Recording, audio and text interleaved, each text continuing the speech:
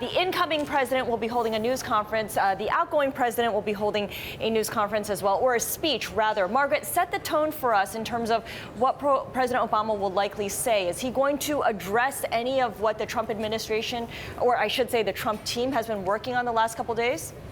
Scarlett, this speech is incredibly important to President Obama. He has to at once attempt to reinforce his own legacy in the context that he wants to be remembered. He needs to activate what he sees as the way to rebuild the Democratic Party in the long run over the next midterms of 4 years from now and 8 years from now.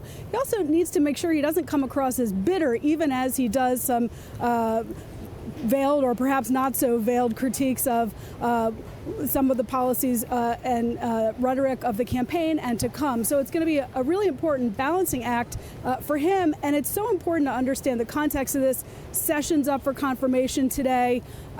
Mike Flynn, who's taking over for Susan Rice at the National Security Council, passing the baton to each other today at the U.S. Institutes of Peace. This is an incredibly emotional and poignant time for the Obama administration.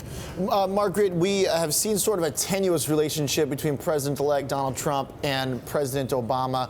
What is the precedent for whether or not presidents really comment on what's going on after they leave? Yeah, I mean, George W. Bush is sort of the most recent precedent, and he took a very stepped back position, which President Obama really appreciated. President Bush, went to Texas, worked on his art, and mostly has stayed out of the fray and has come out at some points to join with President Obama. President Obama has sort of walked a fine line between saying he appreciated that very much and he will attempt to follow that, but he reserves the right to jump back in if he feels that the moment calls for it. So I think to a large extent he's trying to take a wait-and-see approach, see whether President Trump governs differently than President-elect Trump has tweeted and campaigned and spoken in these thank you tours. So it's a little bit TBD how soon we hear from what will be former President Obama in the months to come.